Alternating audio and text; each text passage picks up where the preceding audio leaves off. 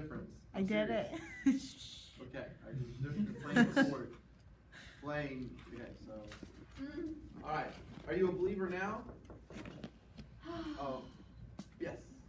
Sorry. That's fine. No. This is for, Chloe. and she's not here. But we also have other notes. Andrew. Ooh. Some notes. What's you winner? Alright. Chloe, stuff is here, right? Yeah. Here you go. They can do with your stuff. Alright, are you a believer now? The 3D stuff is triangles. Now, I don't know if, are there all triangles here? Looks like they're all triangles. If one of these polygons is not a triangle, Sorry. do you know how to make a triangle out of something that has like 4 sides? Yeah. Alright? And even if there's extra lines here and here, I can make a triangle. I can make a triangle. You give me anything with straight sides, I can make a triangle out of it. Well, I can make triangles out of it, right? You can too. Lots of options for triangles. That's not a triangle. It is kind of a triangle, but I like that one better. Okay, yeah, anything with straight sides, you can make a triangle. And anyway, so that's one. I want to show you that real quickly. I guess we can move around. It is October, so kind of seeing some creepy things. Even triangles in his ear. You want more detail? Sure. More triangles. Alright, look at that, all triangles.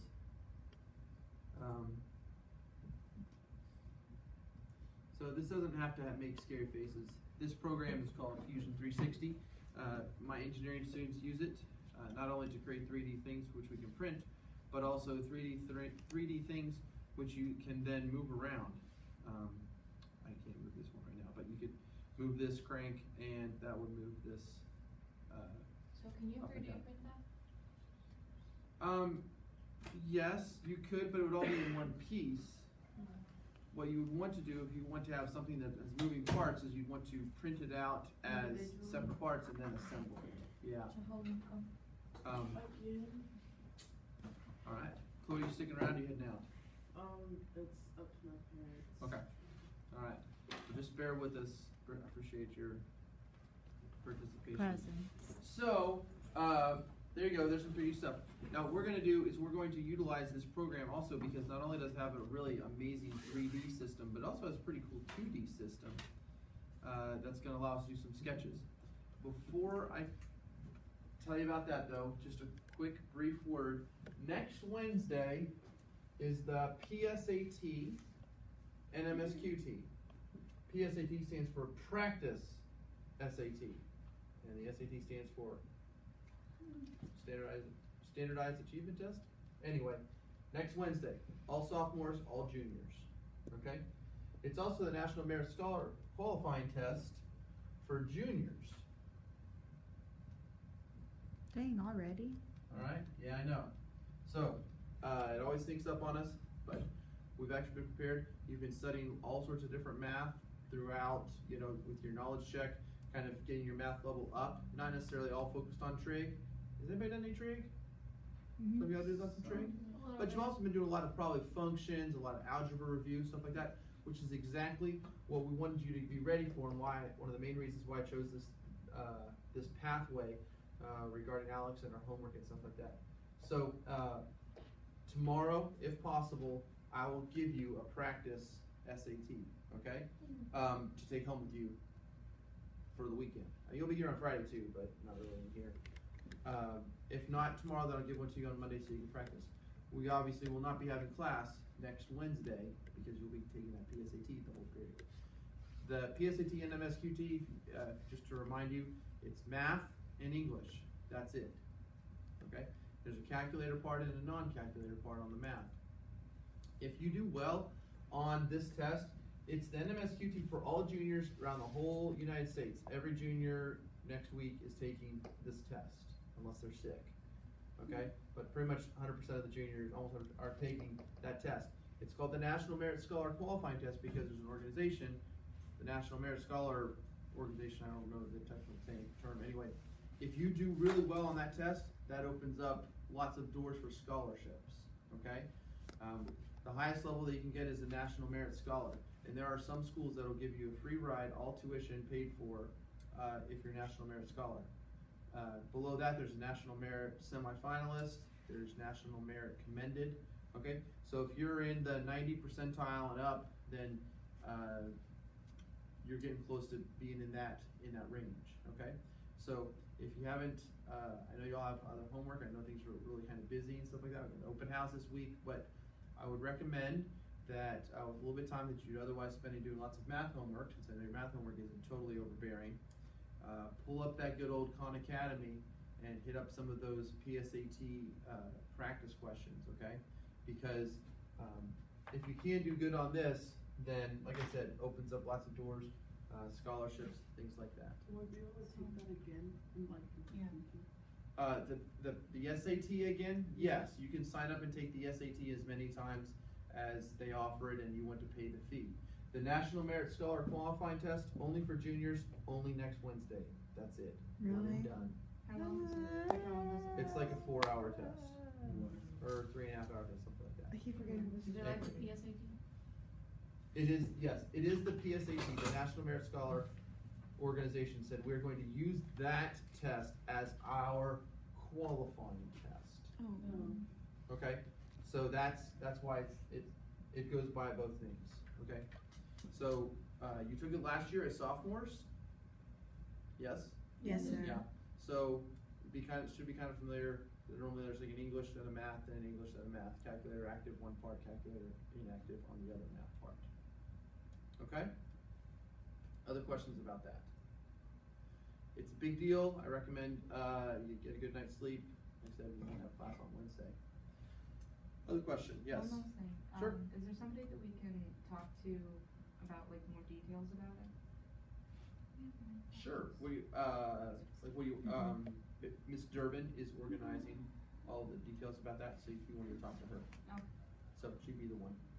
I'm gonna All be right. sick that day, so I'm not going to hold my practice. Let us talk, folks, now about triangles.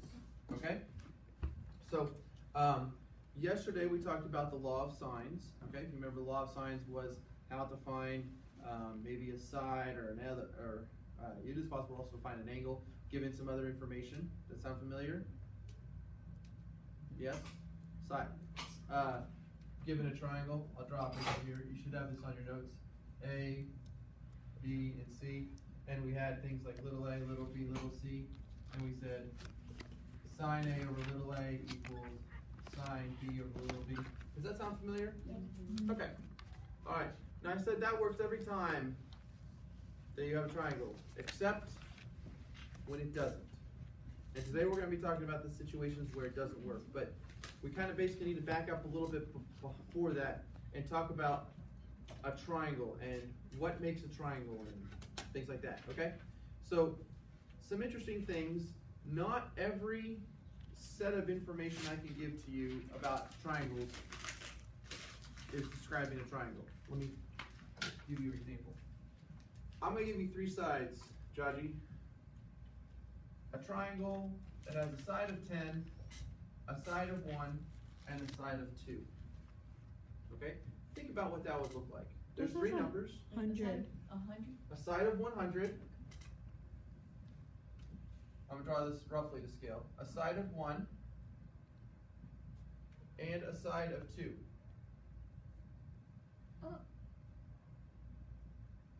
Can those 3 numbers create a triangle? Mhm. No. Okay? And that's kind of interesting because before you might have thought, oh sure, any 3 numbers can determine a triangle, you just put them together. The answer is no, they can't. There's some limitations. Okay? Specifically, one of the sides has to be, bigger or smaller. These guys have to be able to meet. You know what I'm saying? Okay? So, so that should kind of get you in the mindset that just because I give you 3 numbers doesn't, and I say those are 3 sides, doesn't mean that those 3 sides form a triangle. Okay? So side, side, side.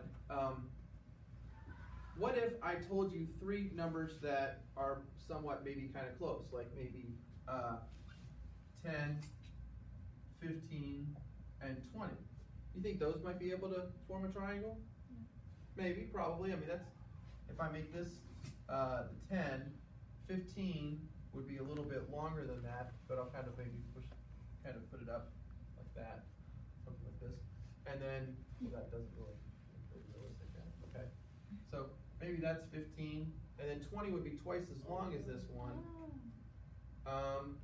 Well, maybe that's not gonna work, but if I swung this one out this way, then maybe I could have the 20 Or over maybe here. make that one the 20. Make the Or make this, 15. this bottom one the 20? No, make the 15 the 20. Okay, yeah, but that'll take it a little bit longer, and then maybe make the 15 kind of. Yeah. Yeah, so there's some different ways. In fact, I'm gonna, everybody has like a pencil or a pen on your, or a couple things, right? I want you to create a triangle and see how many different triangles using a pencil, a pen, and a paperclip. Now don't change the size of the pen or the pencil, don't change the size of the paperclip, but just see how many different triangles you can make, like by having them touch the corners, okay? See what I'm saying? Something kind of like that. So, there you go. Grab a pencil and a pen and a paperclip. See how many different triangles you can make given 3 specific sides. We're still recording, right? Yes. Okay, there you go. Thanks. You can use the edge of a calculator. Oh.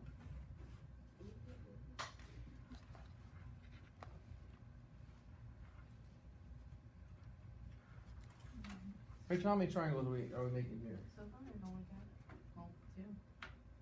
Well, 1 pretty much. Okay, there's 1. And yeah, try changing it out. You gotta connect them. Gotta connect all the corners there. Otherwise, it's not a triangle. Well, so far, it's just like the one at different.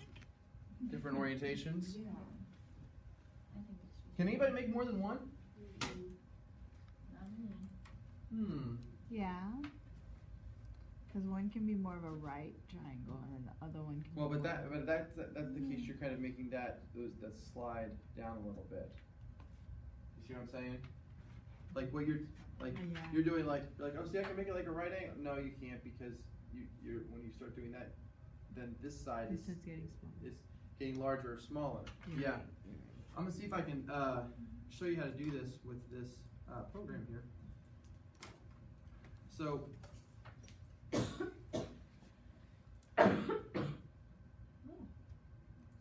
Okay, so I can create a triangle just like that, and as it is now, all of these lengths are changeable. You see how I'm doing that? Just kind of move them around. You know, you can go over there, whatever. Okay. The way that I can tell this program to lock in those lengths is I can it's called dimension it, and I'll set this one to 65, and so that's locked in at 65 now. So you can see that 65 is not changing. Okay, so that kind of limits my triangles a little bit, not too much though. I'm going to lock this one in. It says 76 point blah blah. I'm going to lock it to 76. Right? And so now, well, I'm limiting. I'm a little bit more limited. That's kind of cool. Kind of have some different situations. But now what I'm going to do is I'm going to lock this one in 111.4. I'll just keep that. That's fine. Yep. Okay, and now I'm gonna try to move this. I really can't. See how it's all like locked in place? I mean, I can translate it, but I can't. I'm not changing the way that the actual shape of the triangle is. See what I mean? And you don't need your MacBook there right now, thanks. So I can't shake them. All right. Well, I can shake them, but I cannot alter the triangle at all in any other way.